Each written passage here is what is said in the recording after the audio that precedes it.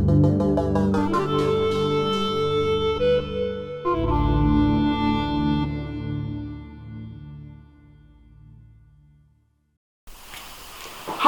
I'm Karen. I hope you enjoyed the last YouTube video that I did, which was all about oil painting. We did a really simple study of a still life, but today I'm going to be doing watercolour, which is also some of my great passion. But seeing as it's so cold outside today, and it's actually snowing, I thought we'd look back into the summer and go to a Greek beach and see what we can do with that. Oh, and don't forget, if you do like this, subscribe and tell all your friends as well. Thanks. So these are some of the materials that I'll be using. So over here we have the watercolour paper. It's a block of paper which is 100% pure cotton. That's 300 grams weight, or 140 pounds, and the dimensions are 31 by 41, or 12 inches by 16 if you're imperial. I don't know what you're talking about. Now the reason it's 31 by 41 is so that you can use a border, and that's what these tapes are for, so that you can anchor down your paper so that you can use lots of water when you're painting. And over here we have a selection of different paints.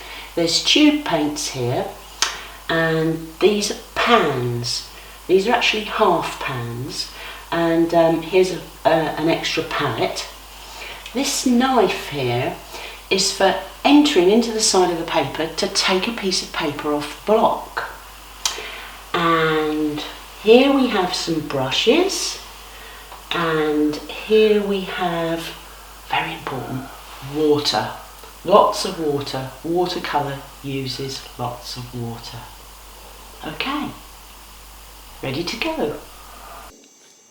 Here I've made some very light marks to map out the horizon, the low clouds, an isthmus or land in the distance, and the shore and the sand dunes.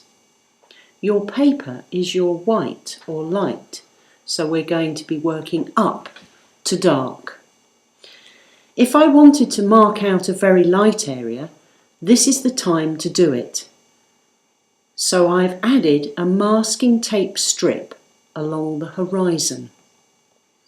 Now I'm mixing my first wash. The paper and board are on a slope towards me, so that the pools or meniscus of water is led by gravity downwards and doesn't pool in little lakes as the paper begins to buckle. I use a large brush as this holds a lot of water, but it can also be used to make finer lines by using just the tip.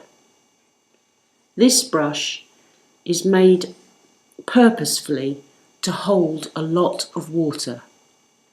On the edge of the table I have several watercolour sketches that I painted on plein air in Thasos this summer, which is only up the road, by the way. I'm using these as a reference for colours and for the whole beach scene. I've got several pots of water ready, as clean water is very important. I'm also careful to keep my pans in order, red, yellow and blue-green separation, as I find this easier to keep the colours clear and bright. And I wash out my brush in water every time. Here I'm starting the top of the sky, adding more water and more paint, bringing it down.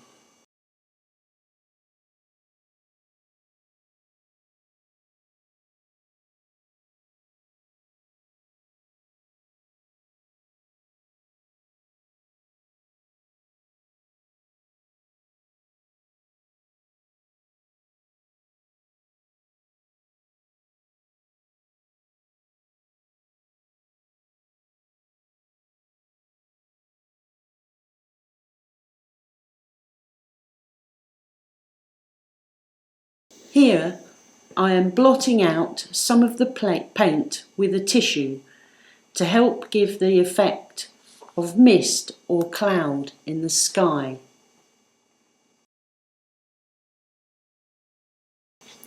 If the paint does not blot away, it will be because one of the pigments is a staining pigment.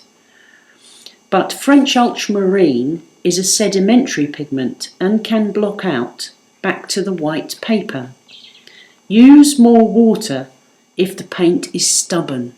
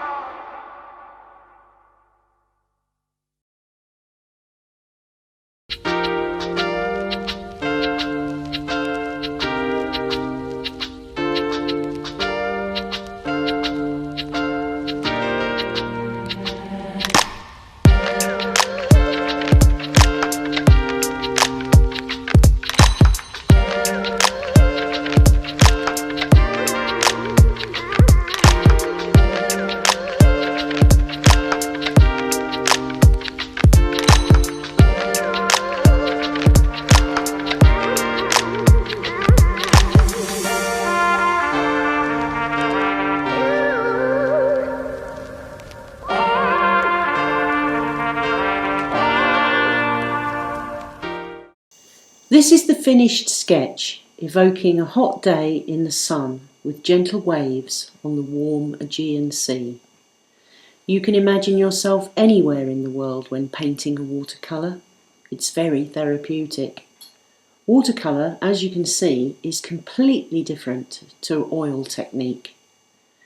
In another video, I will go into greater detail about colour mixing and other ideas. But have a go. Feel free to leave comments in the section below and ask me questions. I'm happy to help. Don't forget to subscribe. Remember, I am also on Instagram, Twitter and Facebook, and those links are below. Thank you for watching. I'm looking forward to next time.